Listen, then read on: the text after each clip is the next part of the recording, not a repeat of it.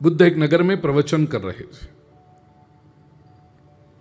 उस समय, अब देखिए, महापुरुषों के भी विरोधी लोग होते हैं। समाज में आप ऐसा मत समझना कि सब लोग आपकी प्रशंसा करेंगे। 10 में से 8 लोग आपकी प्रशंसा करें तो 2 लोग टीका करने वाले भी होंगे, निंदा करने वाले भी होंगे, और मैं तो कहता हूं होने भी चाहिए वो लोग ऐसे। कोई माँ जैसे अपने बालक को सुंदर रूप से सजाए, अच्छे कपड़े पहनाए, गहने पहनाए, पाउडर सब करे, फिर माँ को लगता है मेरा बेटा या मेरी बेटी इतनी प्यारी है ना, इसको किसी की नज़र न लग जाए, तो फिर क्या करती पता है? वो काजल का एक टीका लगा देती ताकि नज़र न लगे। अच्छा एकदम सुंदर सुंदर है, फिर काजल का टीका चाहिए। ऐसे जीवन में 10 में से 8 लोग प्रशंसा करे तो 2 टीके भी चाहिए, जरा होने चाहिए। महापुरुषों के होते हैं। बुद्ध प्रवचन कर रहे थे, तब गांव में से किसी ने एक आदमी को भेजा, पैसे देकर कहा कि जा तू बुद्ध को आक्रोश में ला, बुद्ध को गुस्सा कर दे, क्रोध आ जाना चाहिए बुद्ध को, ऐसा कुछ कर। वो आदमी गया, बुद्ध प्रवचन कर रहे हैं, लोग शांति से सुन रहे हैं, और ये आदमी वहां आकर के अनाप शनाप गालियां बकने लगा। बुद्ध ने उसकी ओर दृष्टि की। बुद्ध समझ गए कि ये आदमी बिखरे हुए बाल, लाल लाल आंखें, लगता है कुछ नशा करके आया है, कपड़ों का भी ठिकाना नहीं था और बोलने का भी ढंग नहीं, ऐसे नशे में अनाप शनाप गालियां बोल। बुद्ध शांत हो गए, कुछ बोले ही नहीं। वो आदमी चिल्लाता रहा 15 मिनट, 20 मिनट, 25 मिनट, आधे घंटे तक वो गालियां बकता रहा। बुद्ध ने कोई उत्तर ही नहीं दिया। मैं एक रहस्य आपको बता दूं, कोई व्यक्ति क्रोध करे और आप सामने से उत्तर न दो तो उस व्यक्ति को क्रोध करने का मजा ही नहीं आता है। बलून में से जैसे हवा निकल जाए ना, पूरा क्रोध करने का मजा कब आता है? वो एक शब्द बोले, आप सामने 3 बोलो, वो 5 बोले, आप 10 बोलो, वो 15 बोले, आप 25 बोलो, वो 1 वाक्य बोले, आप 5 वाक्य बोलो, और जो आधा घंटा मजा आ जाता है, आहा हा। सामने वाला बोलता रहे, आप कुछ बोलो ही नहीं, तो सामने वाले को गुस्सा करने का मजा ही नहीं आता। वो आदमी आधे घंटे तक चिल्लाता रहा, बुद्ध ने कोई उत्तर ही नहीं दिया,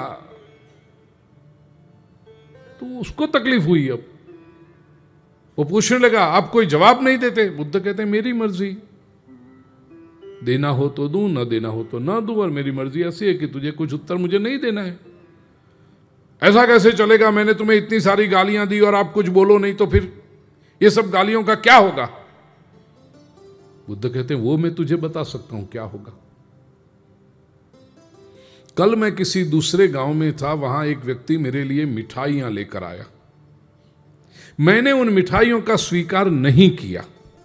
अब तू ही मुझे बता उस मिठाइयों का क्या हुआ होगा? तो होना क्या था? तुम्हारे लिए कोई मिठाई लेकर आए और तुम उसका स्वीकार न करो तो जो लेकर आया है मिठाई वो वापस ले जाएगा, बराबर है ना? हाँ। बुद्ध कहते हैं कल मैंने मिठाइयों का स्वीकार नहीं किया था, आज मैं तेरी गालियों का भी स्वीकार नहीं करता हूं। अब तू तय कर कि इसका क्या होगा, ले जा वापस। मिठाई देने वाले ने अपना काम किया, उसने मिठाई लेकर आया वो मेरे लिए, लेकिन वो मिठाई लेना न लेना वो तो मेरा अधिकार है ना, वो मेरा चॉइस है। ऐसा थोड़ी है कि कोई मिठाई लेकर आए तो जबरदस्ती खा ही लो, ऐसा नहीं। ऐसे तू आज गालियां लेकर आया तो जबरदस्ती थोड़ी है कि तू गालियां लेकर आया तो मैं स्वीकार कर लूं, मुझे नहीं स्वीकार करनी है, दैट इज माई चॉइस।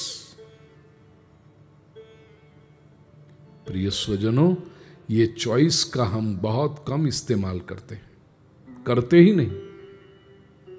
कोई हमारी प्रशंसा करे तो हम खुश हो जाते हैं, उस समय सोचते नहीं कि ये प्रशंसा सही है या गलत है।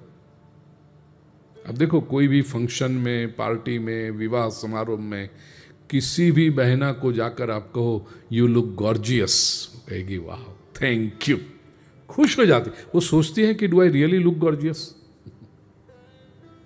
सामने वाले ने प्रशंसा की तो स्वीकार कर ली तुरंत, और ऐसे सामने वाला कोई निंदा करता है तो भी हम सोचते नहीं कि निंदा सही है या गलत है, हम सीधा स्वीकार कर लेते हैं। अरे मेरे बारे में देखो ना कैसा बोलते हैं ये लोग। अरे तुम क्यों दुखी होते हो? वो जो बोल रहा है वो सही बोल रहा है? नहीं, बिल्कुल खोटा बोलते हो तो आम्ही काही तसं केलं नाहीये, तो फिर क्यों दुखी होते हो तुम? बोलने वाले को बोलने दो, आप क्यों दुखी हो रहे हो? बाहर की परिस्थिति यदि दुख की हो तो हमें दुखी होना जरूरी नहीं है।